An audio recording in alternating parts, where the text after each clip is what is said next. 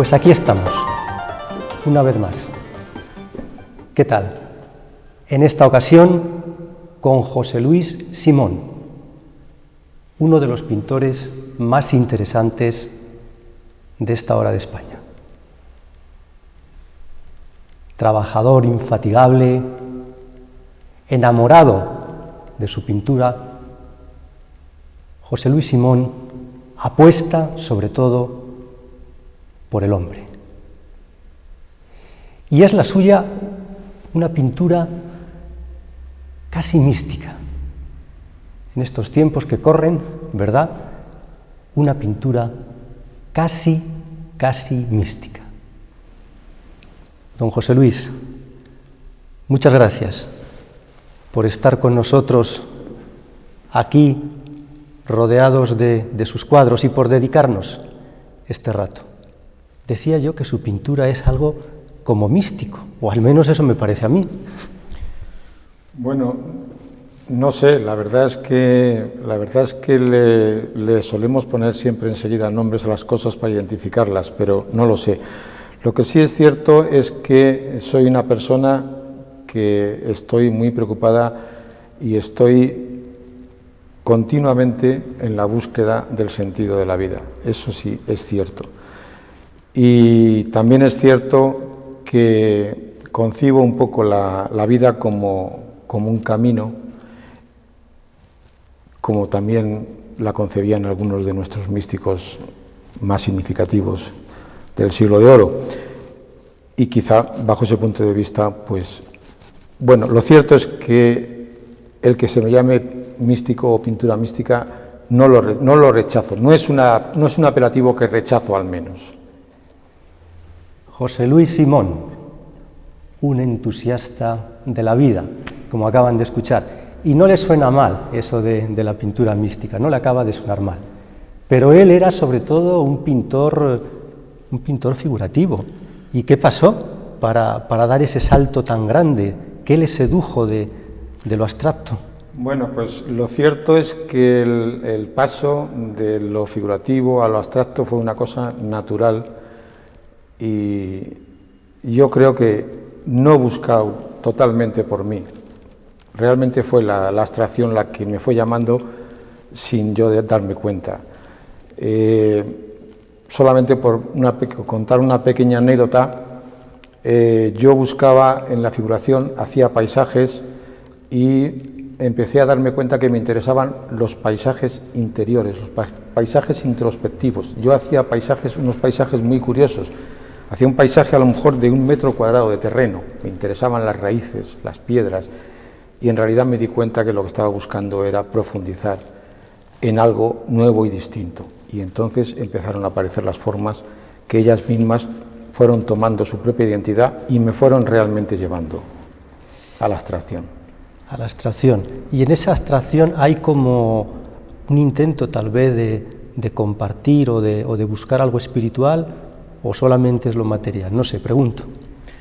Bueno, realmente al principio yo empecé buscando en la naturaleza, porque soy un pintor autodidacta, y como lo que significa la palabra autodidacta quiere decir que uno lo tiene que aprender todo por sí mismo. Entonces mi maestra de alguna manera fue la naturaleza. Yo estaba interesado en indagar en la naturaleza.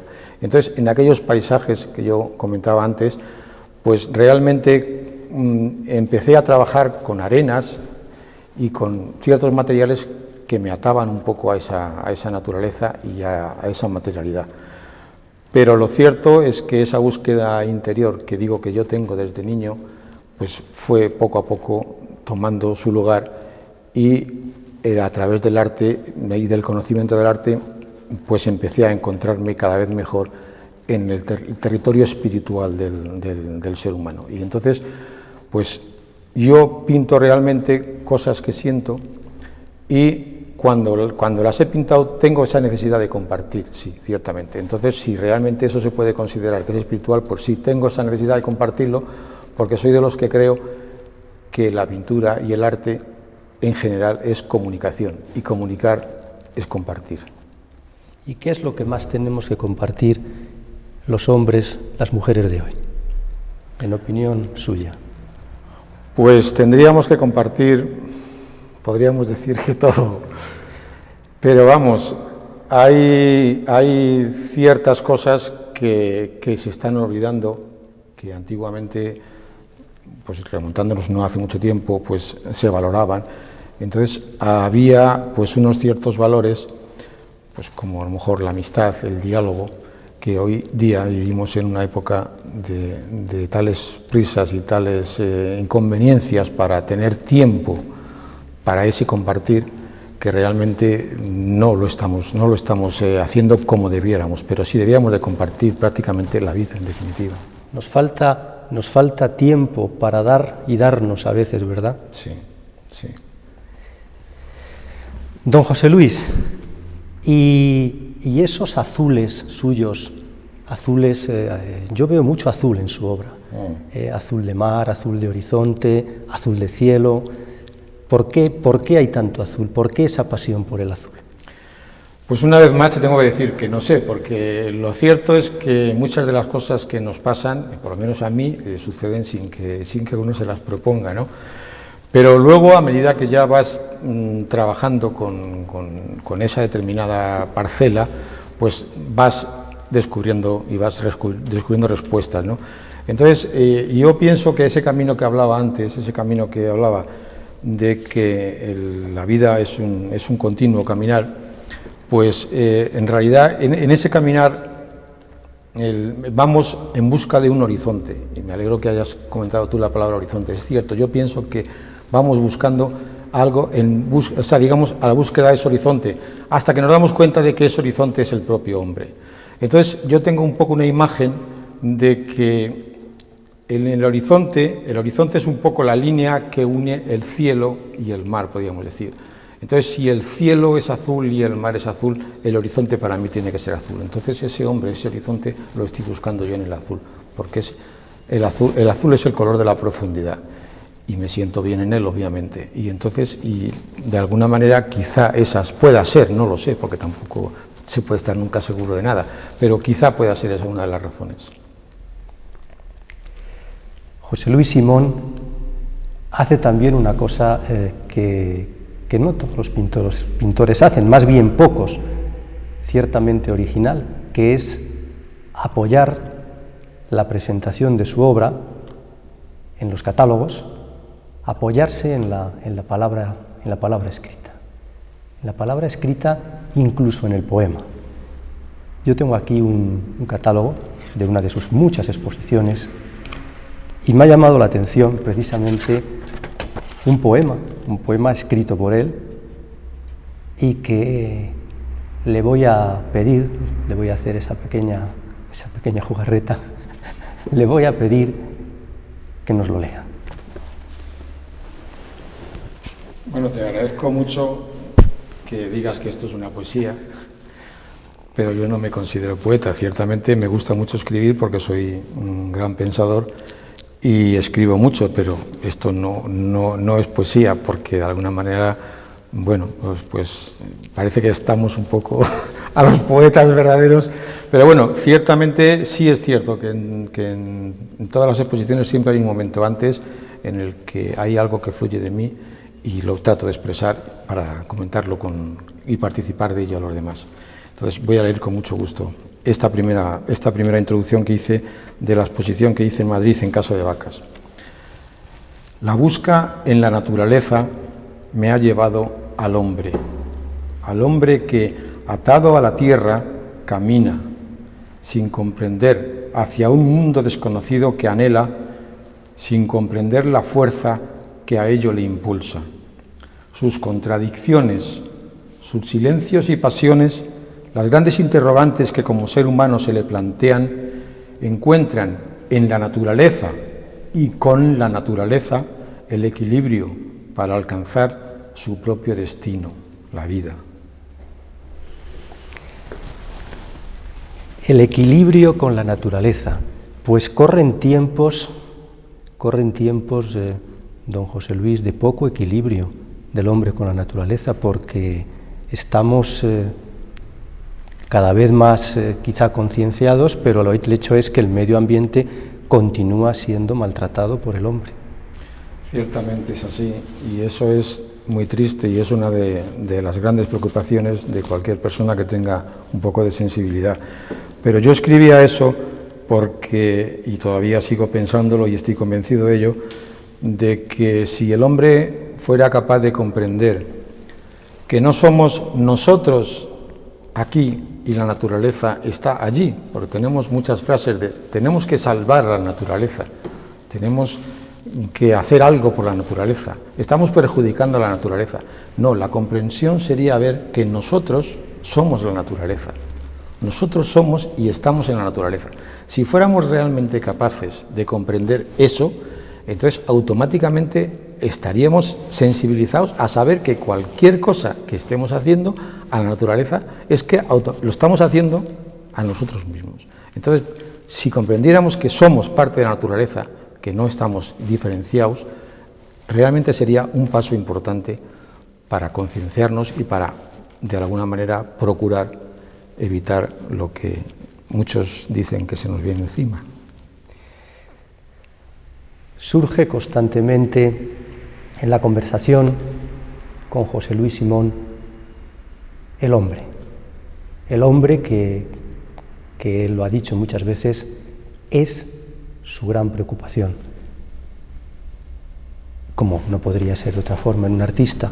Pero yo le pregunto, ¿qué es lo que más le preocupa del hombre de hoy? Pues tantas cosas.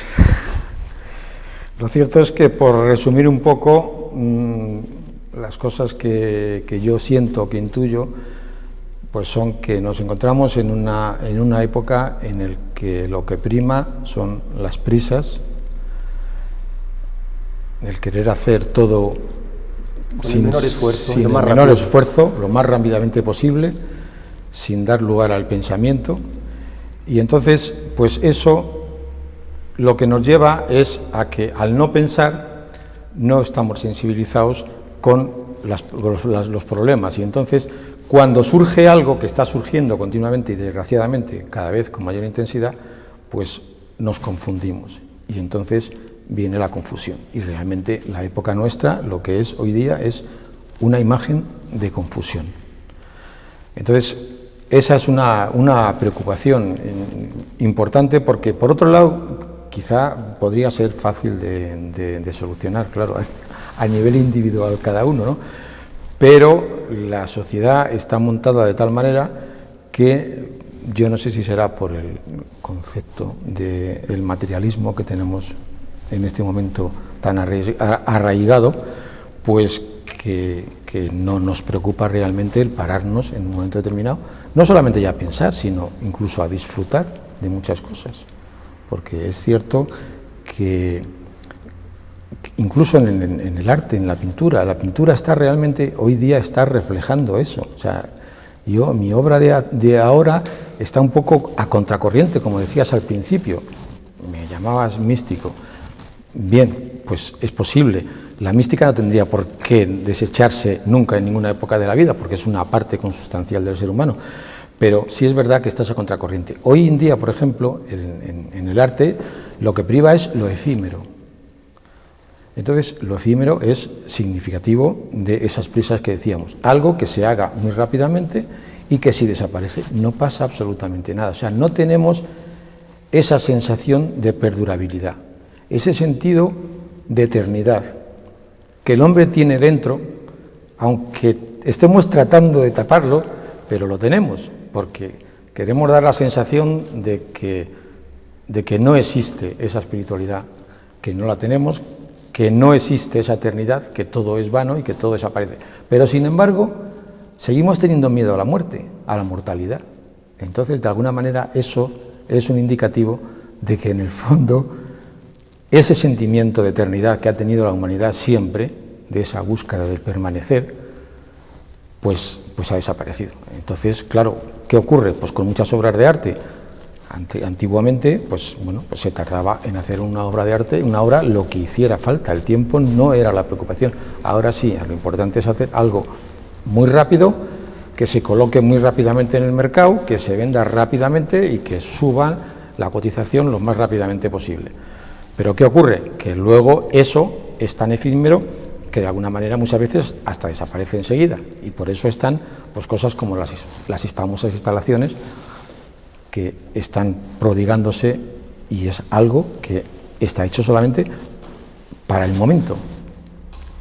Usar y tirar. Sí, usar y tirar es un poco la época del Kleenex. Estamos en la época del Kleenex. Vamos a ver, ¿y qué dos pintores rescataría de la historia José Luis Simón ahora mismo? ¿Qué dos pintores?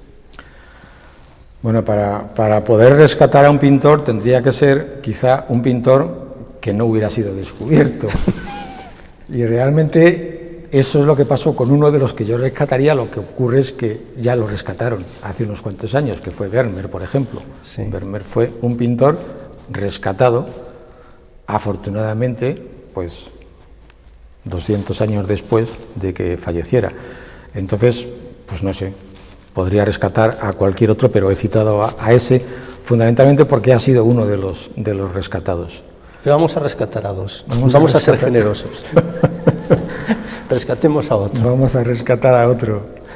Bueno, pues no sé, Piero de la Francesca, por ejemplo.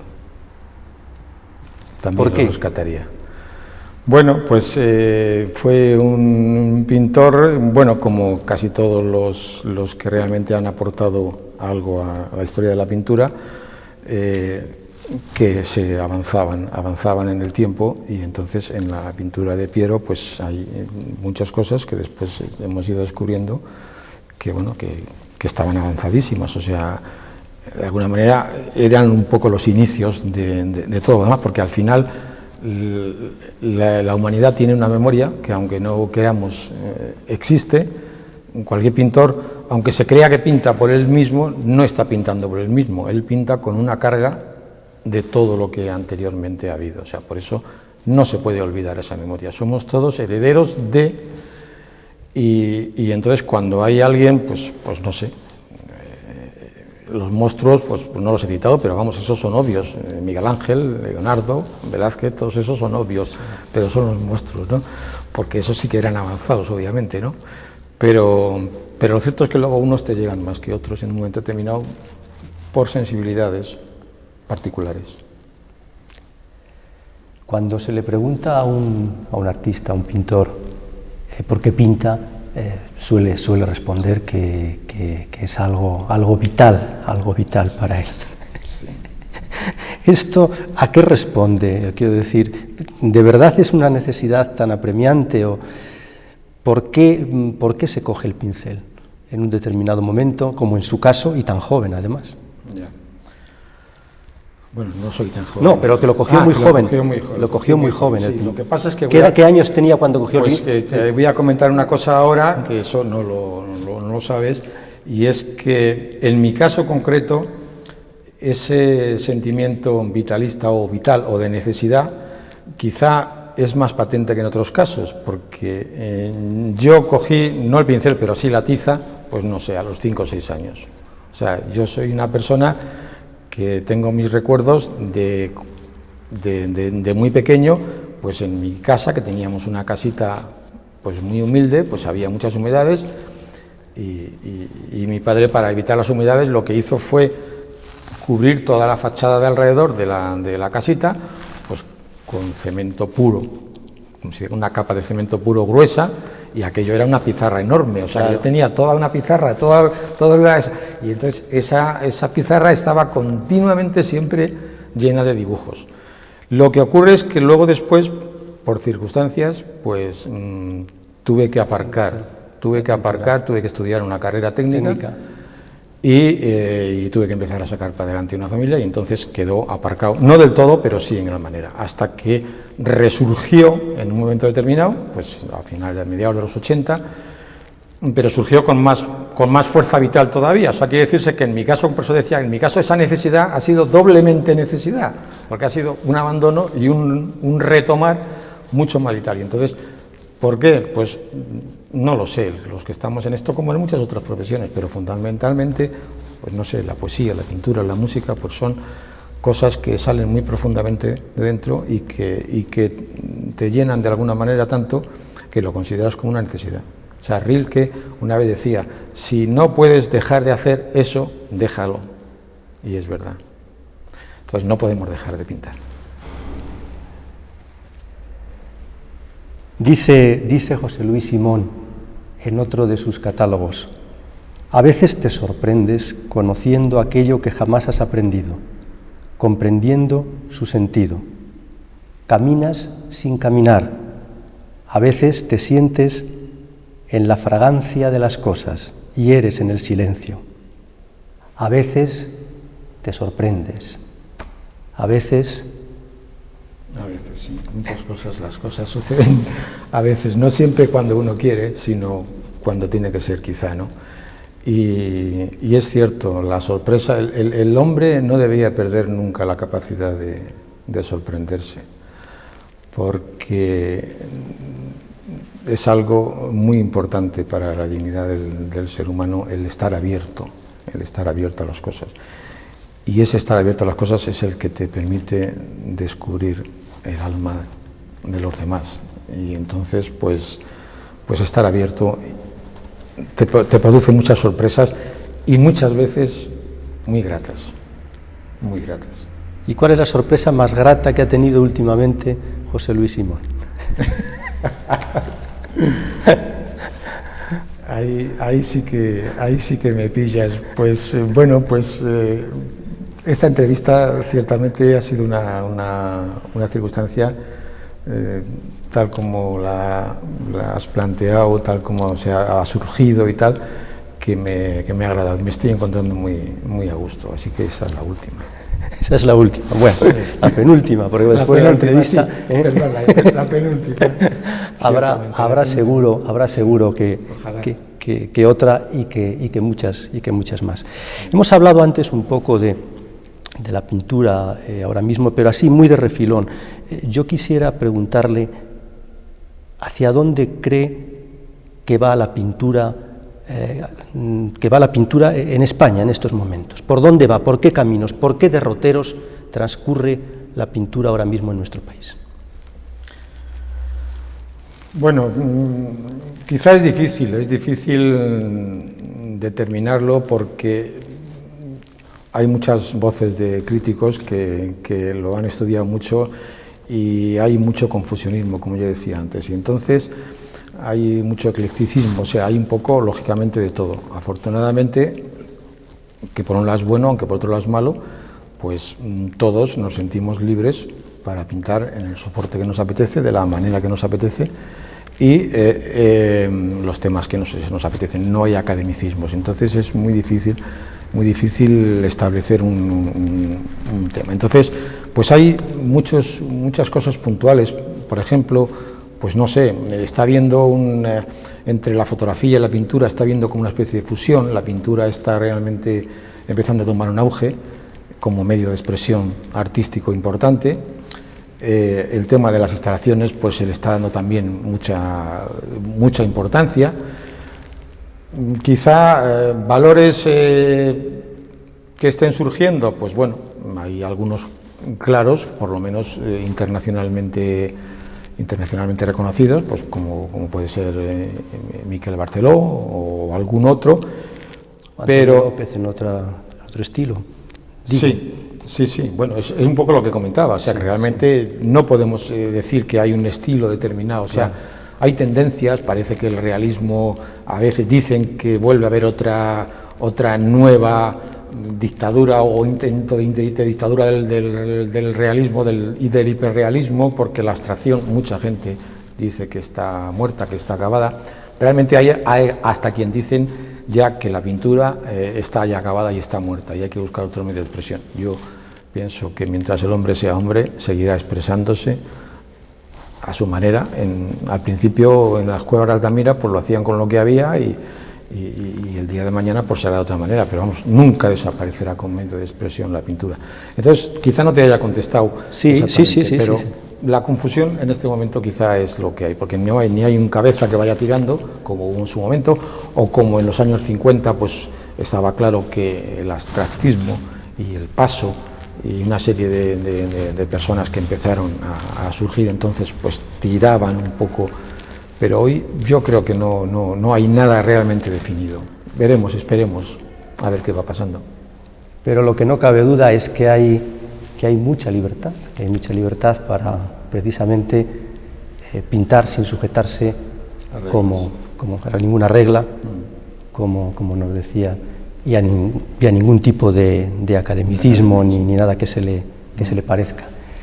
Bueno, pues nosotros nos vamos. Se nos ha acabado el tiempo, se nos ha ido de las manos y nos vamos dándole las gracias a José Luis Simón por haber compartido este rato con nosotros, por todas las cosas que hemos aprendido. Cuando uno habla con artistas siempre se aprende mucho. Muchísimas gracias por haber estado con nosotros y a ustedes pues gracias una vez más por compartir estos encuentros que no son más que eso, un rato agradable para pasar entre amigos, que es lo que somos. Muchas gracias y hasta muy pronto.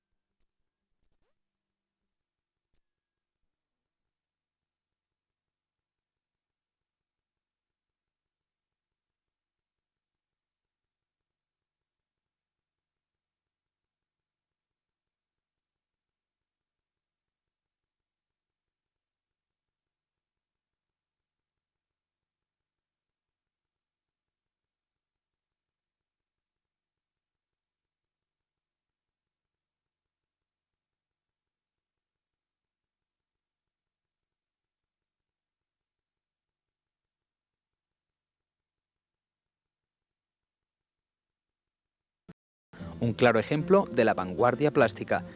La obra de este artista madrileño puede verse estos días en el Museo de La Rioja.